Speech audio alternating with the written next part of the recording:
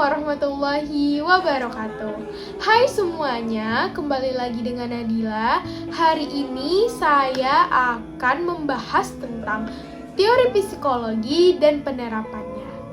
Dengerin penjelasannya ya. Psikologi dan sastra adalah dua aspek pengetahuan yang berbeda namun memiliki berbagai keterkaitan. Psikologi sastra melakukan kajian sastra dengan memandang karya sastra sebagai kegiatan kejiwaan baik dari sang penulis maupun para pembacanya. Karya sastra terutama yang berbentuk prosa seperti cerpen, drama, dan novel pasti selalu menampilkan kisah tokoh-tokoh dalam menjalani kehidupan mereka.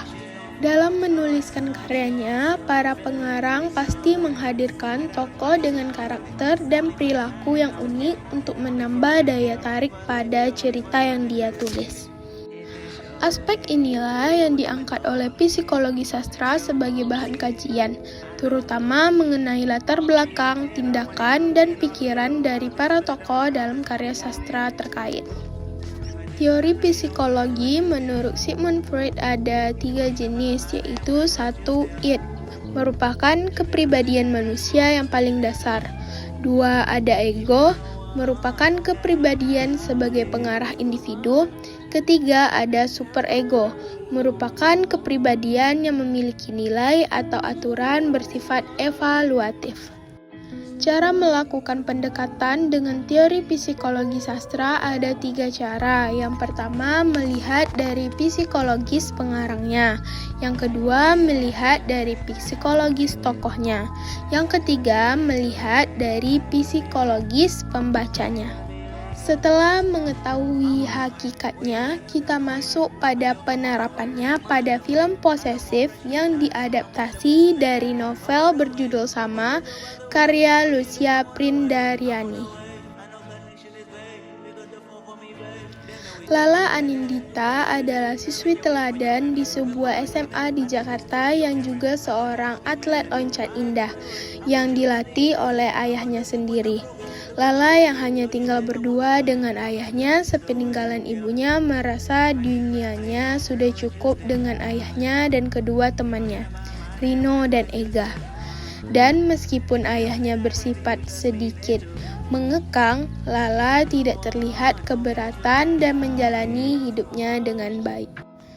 Saat sedang membantu gurunya, Lala bertemu murid pindahan baru di sekolahnya bernama Yudis Ibrahim yang langsung bermasalah dengan guru killer.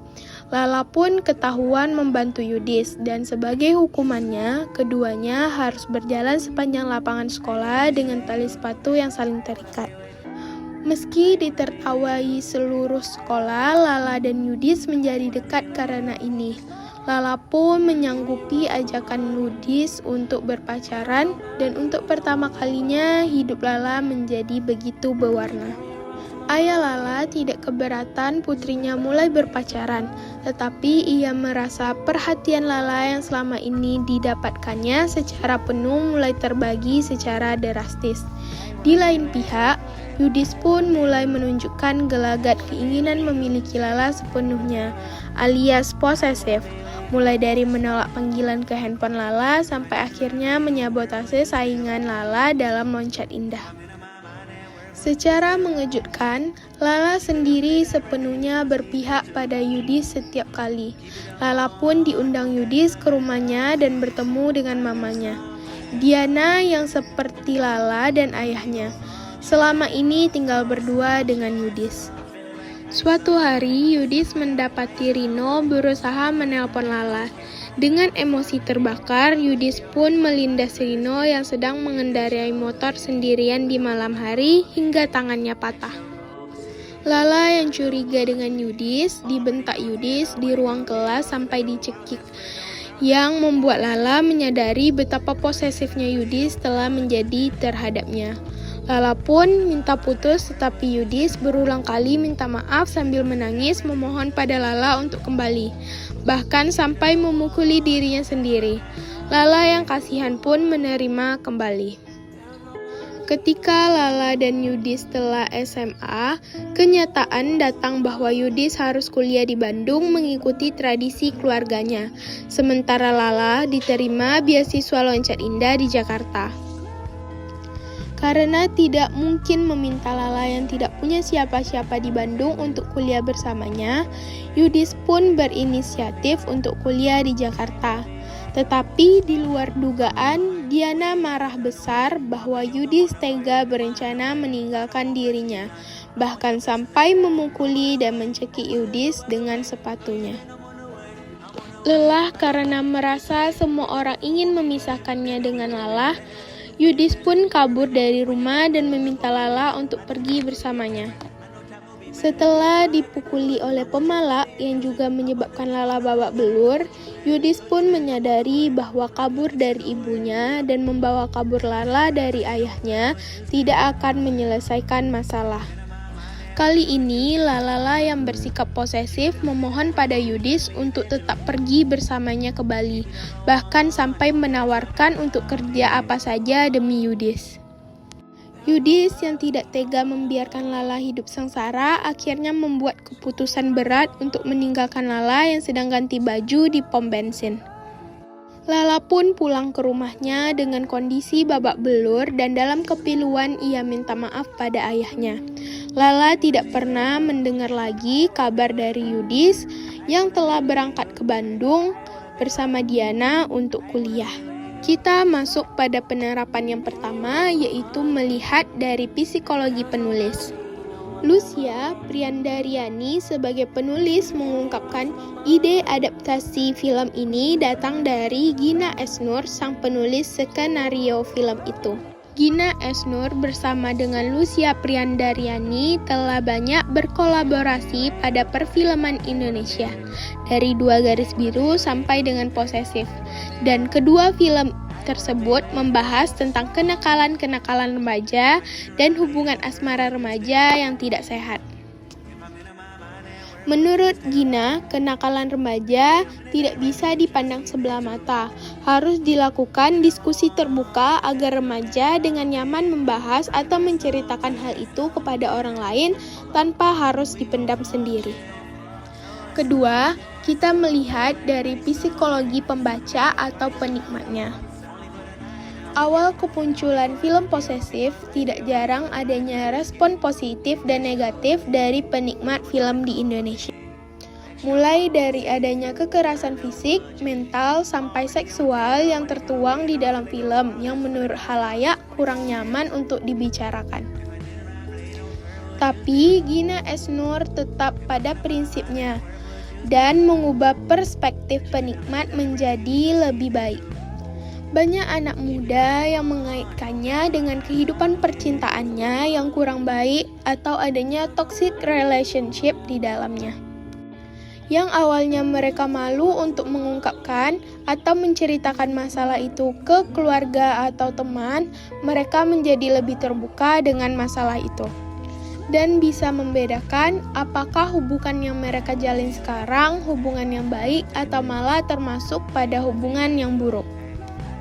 Ketiga, kita melihat dari psikologi tokohnya. Saya tadi sudah menyebutkan ada 3 tingkatan menurut Sigmund Freud. Ini sangat berkesinambungan dengan bagaimana cara kita melihat psikologi kedua tokoh pada karya sastra. Jadi, mari kita bedah kedua tokoh utama terdapat pada film Posesif, yaitu Lala dan Yudis. 1. Lala. Lala adalah anak yang sangat baik dan nurut dengan orang tuanya. Dia mempunyai bakat loncat indah yang diturunkan oleh sang ayah. Awalnya dia senang dengan bakat tersebut. Lama-kelamaan dia mulai jenuh dengan kegiatan yang sudah dia lakukan bertahun-tahun lamanya.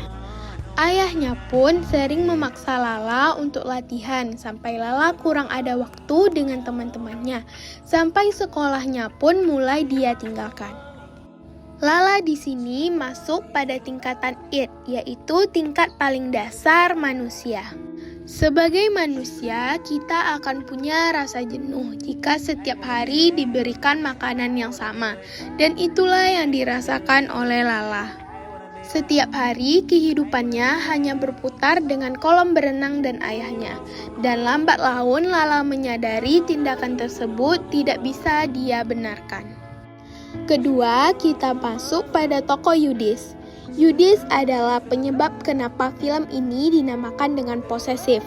Sifat keposesifan Yudis ini terjadi karena adanya sifat keras dari sang ibu yang diberikan kepadanya, membuat Yudis merasa tertekan. Dan Yudis merasa kalau orang yang ada di sekitarnya pun harus diberi perlakuan yang sama. Walaupun sebenarnya sifat keposesifan yang dia punya, dia berikan kepada Lala secara tidak sadar atau ketidaksengajaan. Tapi kalau salah, tetap akan salah.